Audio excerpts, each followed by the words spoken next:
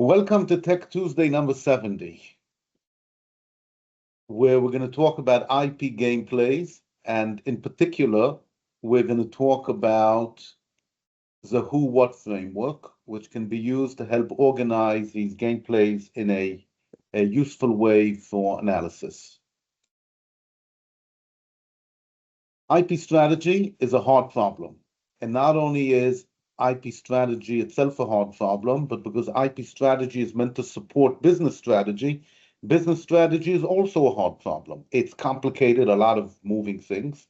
It's complex. You have interesting nonlinear effects, and there's also a lot of uncertainty. And the word strategy itself is a suitcase word, means a lot of other people packed it for you and put stuff inside, and we actually don't know what it means. And that's why I'm going to talk about strategy, but actually talk about gameplays, and you'll see why in a second. Now, whatever strategy is, there are two types of strategy, at least, that are of interest. One is strategy about IP, and one is strategy, let's call it IP moves, which support non-IP goals, like business goals. I'm an IP person. So, like the guy with the hammer, that everything is a nail. So any business problem, any business issue, I naturally look at it and see it as involving IP issues. Now, I could definitely be wrong, but, that's what I do. And the real subject which interests me is visualization of strategy, which we're not going to talk about today, and in particular, visualization which explains how a strategy which includes IP works. And let's see if we can make any inroads without actually talking about what IP strategy is. So the underlying question is, how does a strategy do what it's supposed to do? And again, no definitions, but it obviously, to me, IP strategy relates to the smart application of power in order to cause a change in reality.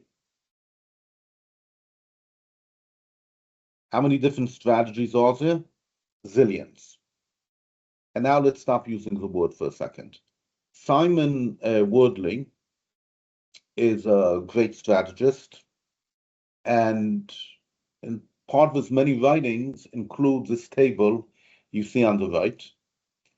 And it has 61 different gameplays. Gameplays are things you can do in order to have an effect on the world.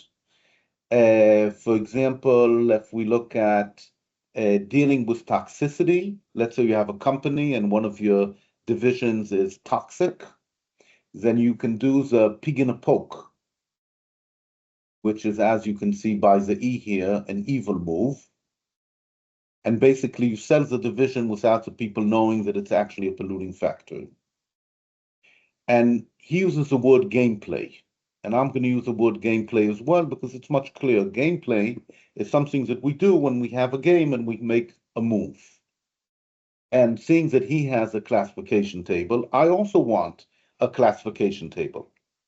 And 61 is a big number, and it turns out it's actually a small number. So I can't do it alone. So I got some help from our neighborhood LLM. Okay. And today I'll show you what I got to. First, a little reminder why it's difficult for people to understand IP strategy. The material is arcane and counterintuitive. IP is probabilistic and has a lot of long tail issues. IP usually is done together with something else. It takes time. And guess what? Strategy is itself arcane and complex. And of course, everything is called IP strategy, starting from how will we respond to this office action, ending with who are we going to sue in order to make everybody pay us royalties.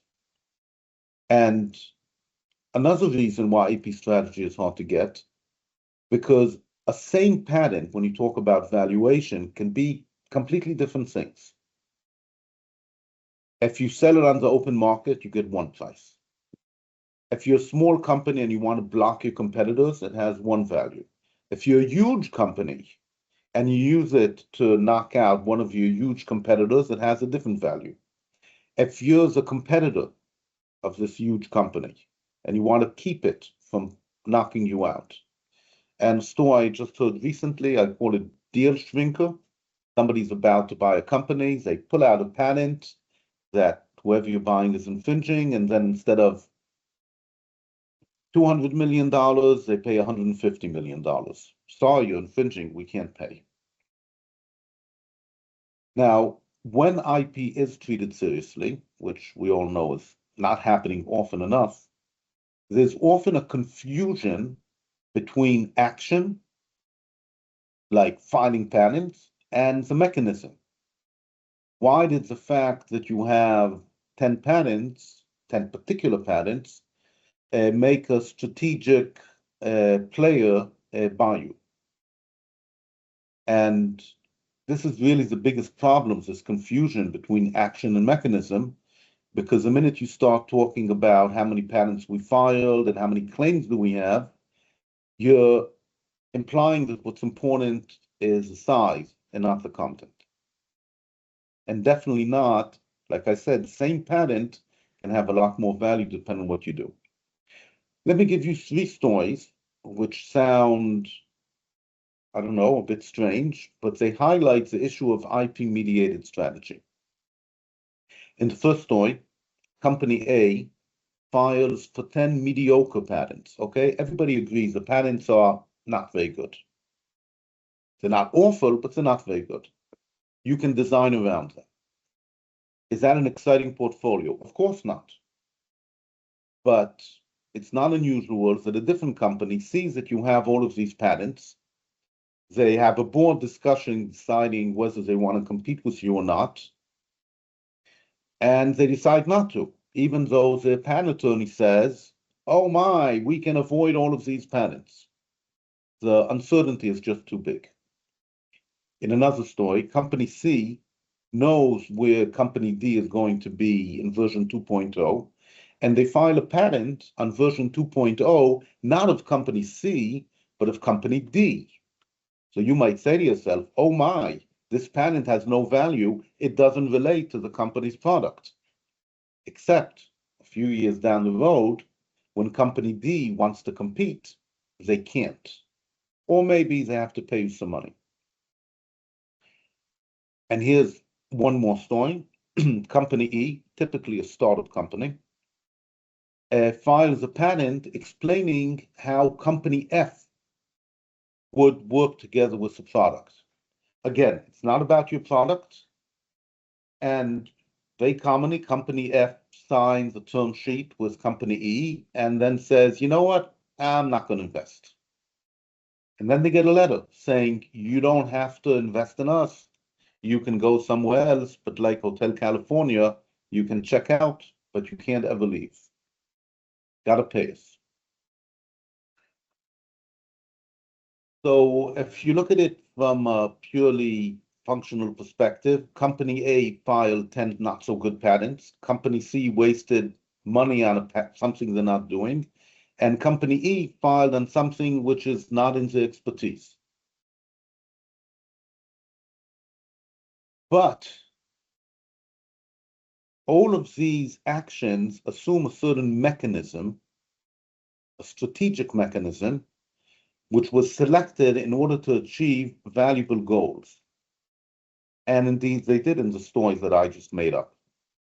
More generally, IP, when you use it in a strategic way and not just to protect what you're doing by covering your critical features, can do a lot of things. Which leads us to the question, how do we decide how to use the IP? And like I said before, it's very complicated. There's so many different possibilities, so many different strategies. So let's try to make a little bit of taxonomy analytical analysis. If I have a strategy It's going to act on somebody in a certain way at a certain time. It's going to use resources. It's probably part of a big picture. And there's probably some story of how it works, which I'm sorry, it's not going to be today. And there's always a trade-off. If you do one thing, you're not doing something else. If you cover one risk, you might be generating a new risk. And what I did was I took the first two items, the target and the substrate, and I used them to build a classification for strategies, which can help you make sense. First is the target. What is the entity that is being acted on or used? And in the story, you can see the black knight is convincing the yellow knight to stab the red knight in the back. That's a Chinese stratagem called borrowed knife. It's in the 36 military stratagem book from, 2,000 years ago. So the targets I divided into four. Self. You're acting on your own company. For example, building IP capabilities or making sure you have freedom to operate. Another possibility is you're acting on somebody else, a specific somebody else. For example, we want to block a specific competitor, or we want to rein in a particular strategic partner. It can also be others, more generally. I want to do something to my customers in general, to my suppliers, to my potential competitors which don't even exist. A lot of times this has to do with finding leverage points in a system or ecosystem, actually. I can also be acting on the world itself. I can be creating an ecosystem, or I can be building an IP landscape.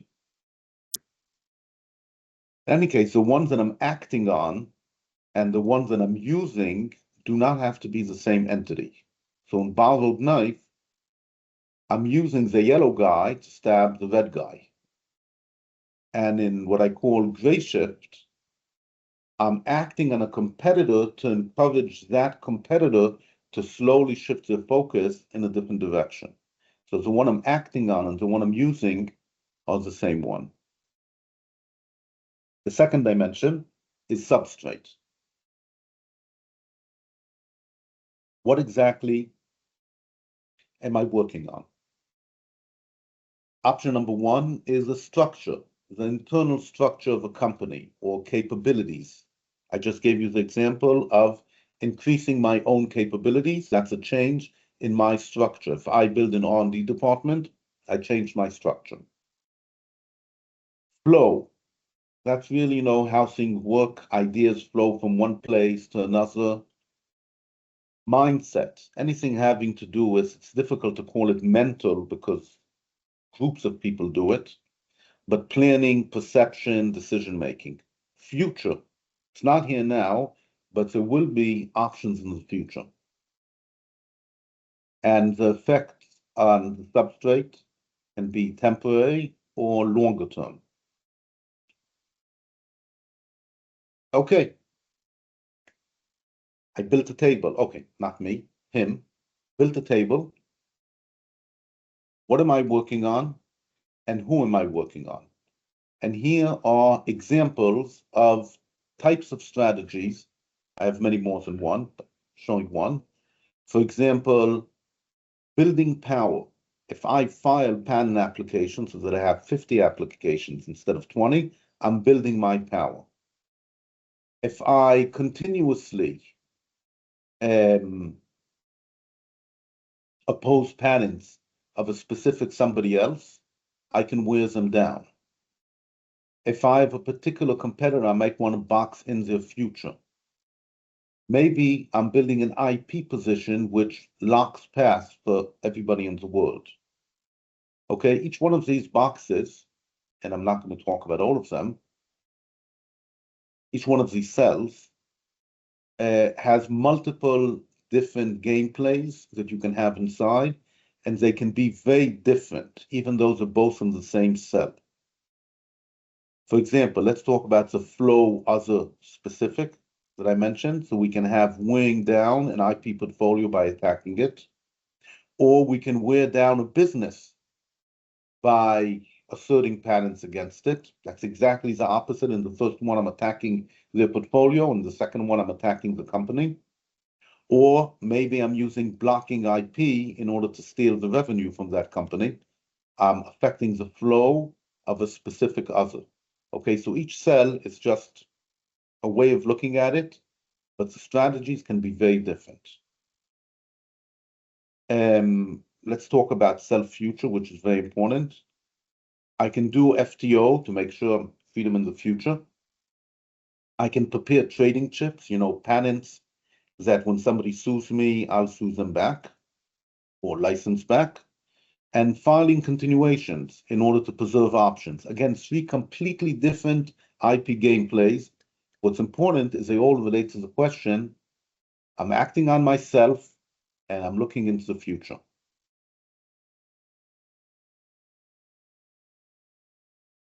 An actual gameplay could sit in one cell, but it often straddles multiple cells. And let's take an example. I have a competitor, and I'm leading the competitor into a trap. Okay, I convince a competitor in the year 1999 that they should be going into the CRT field and develop better and better CRT TVs. Oops, liquid crystal takes over. So here at the beginning, I use simultaneously deceiving them about what's valuable. So that's the mindset of an other specific. But I'm also, because I'm causing them to waste all of their energy on a bad business, I'm doing attrition of business resources, which is affecting the flow. And this, of course, is a power move. I'm forcing somebody to do something they shouldn't. But when it's over, maybe I have no power left over, or maybe I have a positioning power, which I'm not going to talk about today. In addition, over time, you also often have migration between cells. A lot of gameplays start, let's say, in mindset or in flow, and as you change the mindset or change the flow, it crystallizes changes in structure. And when you change somebody's structure, it often locks up what they can do in the future. A lot of times we have a sequence of gameplays, and that means that one can be in one cell and the next one can be in a different cell. And why do you have to do that? Let's take, for example, positioning, which can be in several places. The minute you position your IP in a certain way, your competitors can now design around it. So you can't stay only with positioning, you have to move to a different gameplay to deal with the weakness of your existing gameplay. And of course, a real strategy, it's not just individual gameplays, can include multiple cells, and we'll see a few examples below. Now, strategy is not static because the world changes, and more important, your competitors, they can and they should, and a lot of them actually do respond, or they can even preempt. So you can have a smart strategy, but also I mentioned moving between gameplays. So here we're in MS, okay, mindset self, and then I'm going to move to structure other specific, and then we're going to use move to future on the world. And another point, which I'm not going to show you, but you might be able to imagine, if I have these 16 cells, my emphasis, how much energy I put into each cell can change over time. Am I putting more energy into myself, more energy into my general others, into specific others? As you might imagine, when a company starts out, it might be putting more energy into itself. As a company matures and it starts worrying about competitors, more into others non-specific. When you actually have competitors, then you move into others specific. So imagine a 4x4 matrix and the colors are changing as the time changes. And of course, you might plan this ahead of time. Now, when we do a strategy or gameplay, we expect it to have an effect in the real world. Real world can include our company and can include somebody else. So we talked about structure, flow, mindset, and so on, but also the intent, the position, and the resources change. So I didn't show them in the matrix, but they're definitely something that you have to consider when you're applying the strategy. And the gameplays have expected results, and you shouldn't do anything, probably, if you don't know what results to expect or what goals you want to have. And of course, it changes all the time because you have other players, which I said before, can, should, and do respond. When do we want the strategy to have an effect?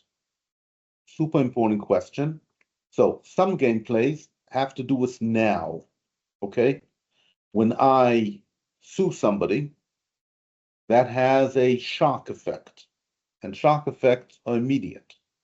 Sometimes I can force a choice on a competitor. The competitor has to decide now if they're going to infringe or not infringe.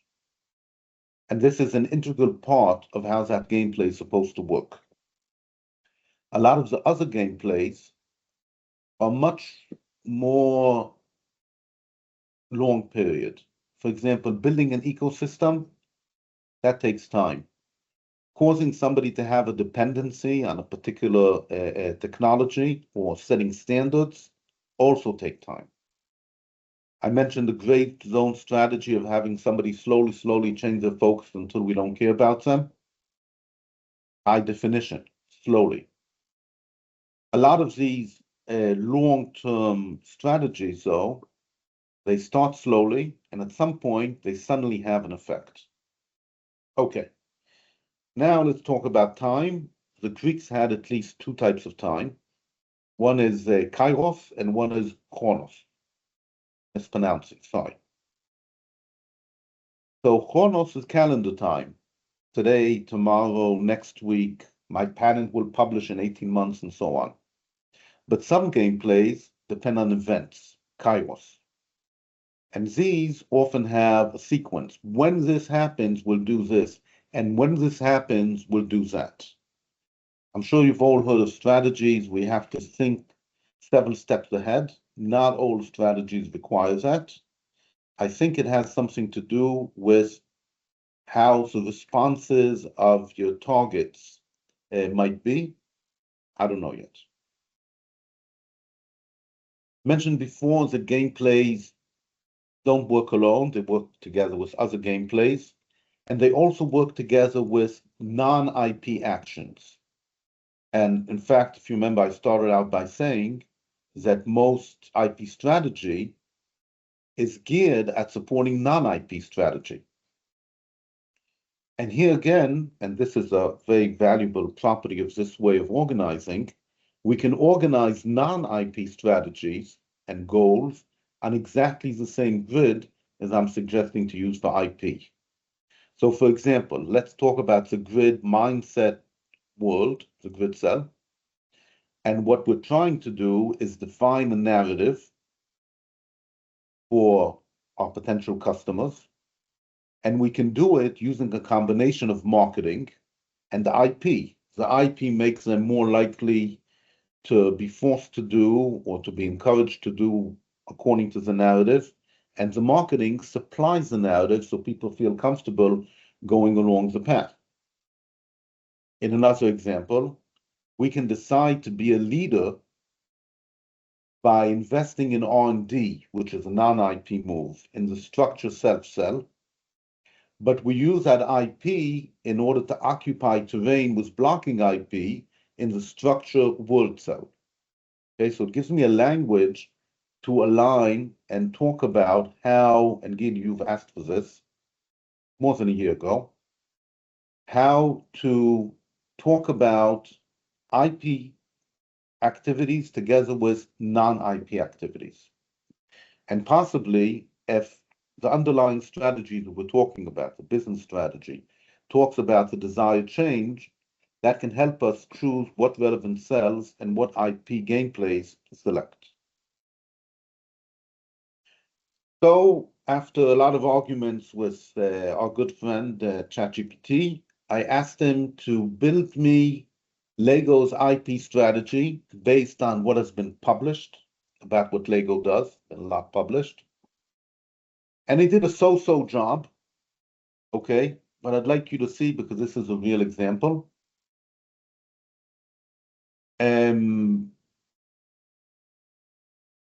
For example, they built an enforcement machine that's under self-flow. They're trying to change the mindset of other people in general by framing copying as being unsafe. You know, what if a baby swallows it?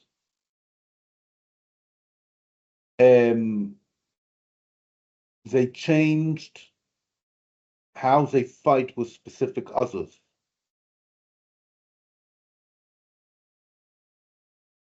They built legitimacy, which is a mindset of the world. They decided to go in the direction of taking content from outside and coming in, like Star Wars Lego. And the way they do that with IP is they get an exclusive license for Star Wars on assembled toys, and then there's only ones that can do that. And like I said, it's only so-so. He didn't do it so well, but I thought the general idea was very interesting, that I can take a company that has a very complex IP strategy and activities and arrange it up into this format. Now I said, can you give me real world examples, not of a single company, but of multiple companies that fit in different boxes?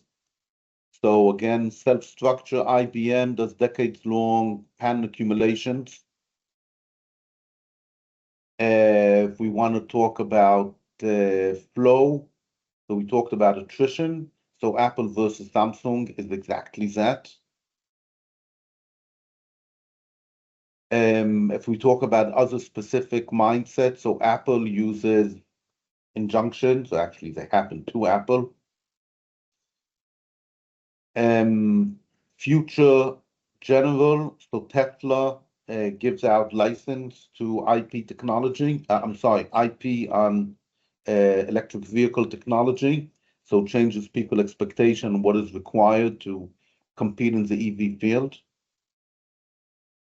And as you can see, a lot of different examples, not all placed in the best possible way, but that's what he's for.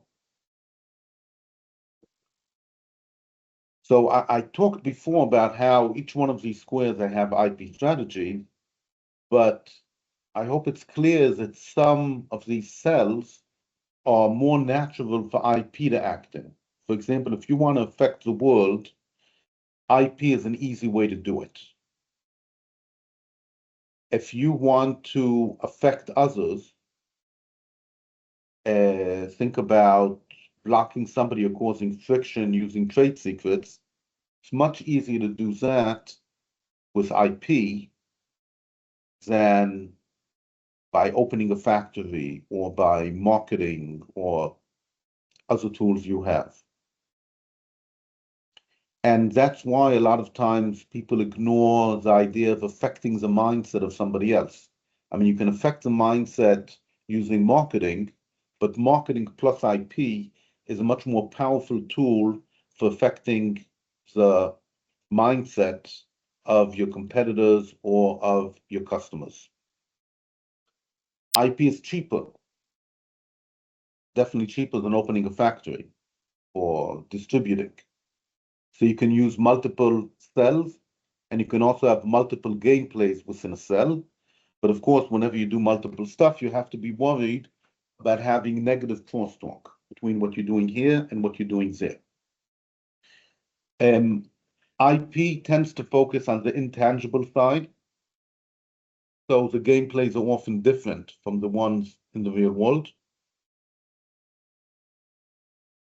And this matrix has another function, which is a supportive function. If I have a general company strategy and I can divide it up according to cells, first of all, do I have IP helping the cells which have a company strategy in? But more important, all of the cells which don't have any company strategy attached to them might not have because it's too expensive. But IP can fill in the gap. I don't want you to think that I'm imagining that this 4x4 organizes everything about strategy or about IP. It's just a framework to somehow cut it down to size. And one of the questions that I started this analysis on was, is brute force a strategy? And if it is, where does it fit in? And first thing to realize is brute force is usually something you can't do as much as you want because we never have enough resources, and often our competitor is actually stronger. And that's why leverage, which is what all of these gameplays are about, is better. So when we do a particular gameplay, we can ask ourselves, how is it working? One option is direct. We do brute force until we win. Napoleon would concentrate his forces at one point, but then he would apply brute force. First order effects, okay, you press on the competitor, they move away, they take a path of less resistance. But you also have higher order effects. You press on a competitor, they decide to press back. They decide to attack back.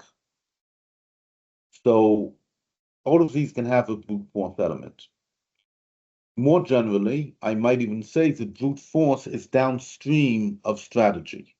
Okay, I set up my gameplay so that brute force will work, maybe with a smaller amount. I weaken a competitor. I shake the world so the competitor standing near a cliff and, I push and they fall off.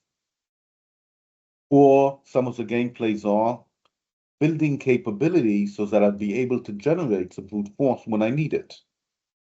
Gameplays which make sure that ideas and data flow to my company so the company can use them and build capabilities. And what am I going to do with the 200 patents I file based on this idea and data flow? I know. I'm going to sue somebody or threaten them with brute force.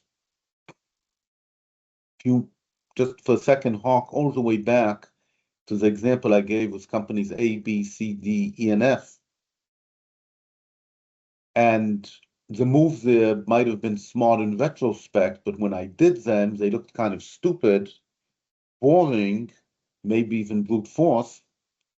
That's not a bad thing. That's a good thing, because if your competitor knows what you're trying to do, they might prepare. And if you don't know how to make it look boring, maybe use a little bit of deception. I've been talking about IP strategy, but what are we doing it with? What are the tools that we have? Well, obviously, patents, trademarks, trade secrets, know-how, designs, copyright. That's all tools for doing an IP gameplay. In addition, contract, knowledge. And here I'm talking not knowledge we know how to make swords. I'm talking about business intelligence. What are my competitors doing? And technological intelligence. What could work? Tools that help me predict what's going to happen. And one of them is empathy. You have to figure out what your competitor might think, how they might respond, why they're doing what they're doing. Strategic publications and leaks. Again, a nod to Gil. Licensing is a tool. Litigation is a tool. Plus one, I mentioned several times, IP is not used alone. So IP plus marketing, whoever the plus one is.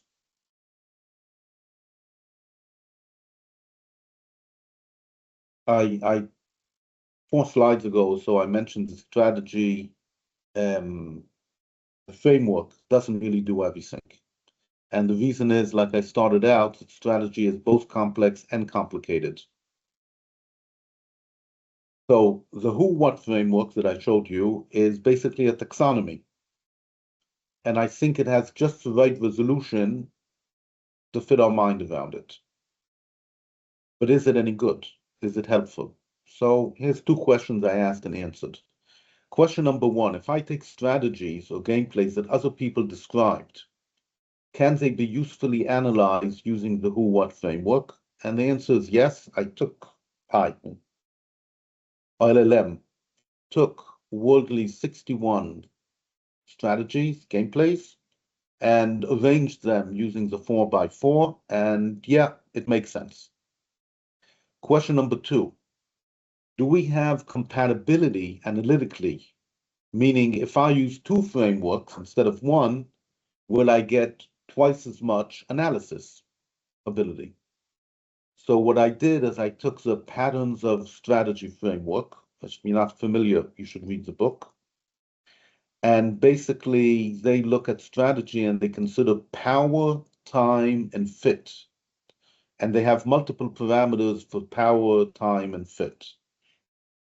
And they also do adversarial comparison between 2 actors, my time versus your time. And the answer is yes. And the reason is because the who-what framework talks about where's my power coming from and how am I applying it, while in patterns of strategy, they work on a slightly different level. They have power, and now they ask, what is the relative strength and concentration of the power?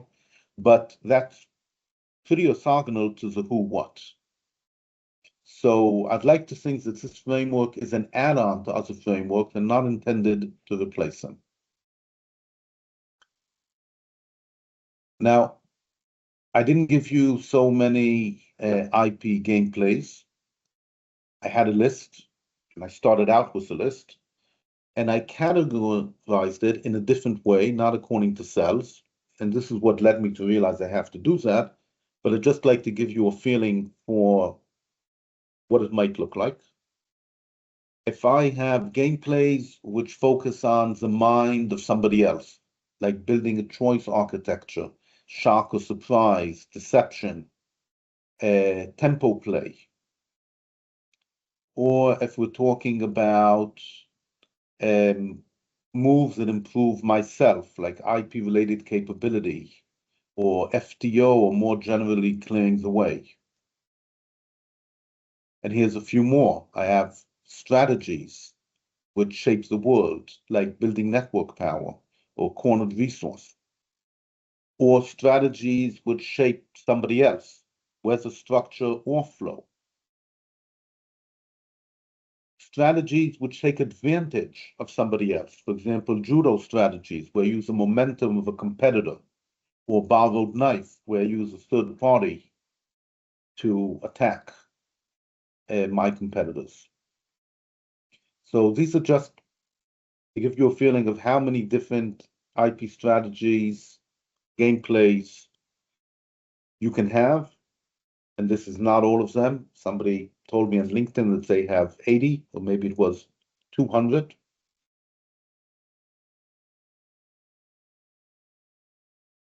Nice talking. How do we use a framework? Well, I'm assuming you have a goal. You don't always have to have. And the question is, what change in the current state will result in the goal you want? This is a classic book, Thinking in Systems. We're obviously talking about a system. I have problems with the author and problems with the book, but it's still the canonical classic book about it. So you should look at it.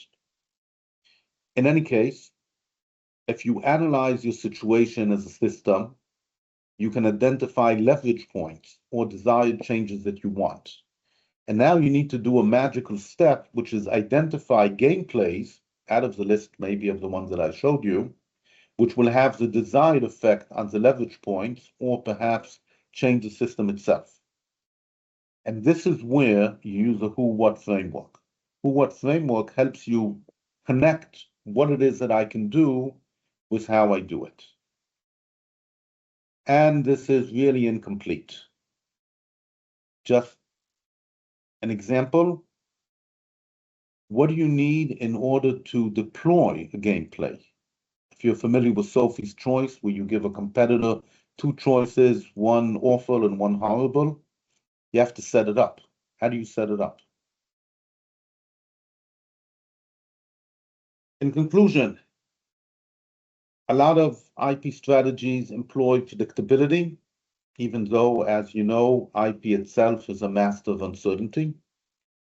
The framework that I'm giving you helps you analyze all sorts of strategic gameplays by focusing on what and who. You might have noticed that I'm not distinguishing between offense and defense, okay? Because it doesn't really matter. Trying to organize it. And I think that this framework could be really helpful because it gives you a shared language, it gives you a diagnostic tool, it gives you a framework for planning, and all of these things are not specifically limited to IP, so you can use it as a common language between IP and non-IP. As a test case, imagine the company Dogbone. They specialize in toys for dogs. Turns out, it's a very busy and crowded market. And the world is moving to cats. So guess what? So are you. And R&D already has 3 products that they designed and they really love. Okay? But what about IP? How are you going to use IP to help you win in this new world of cats? Okay? And the way I'm suggesting that you do it is you identify IP-mediated gameplays, in other words, gameplays that include a significant IP aspect, that you can explain how they support the business and which cell of the who-what framework they fit in. I'm now stopping the recording.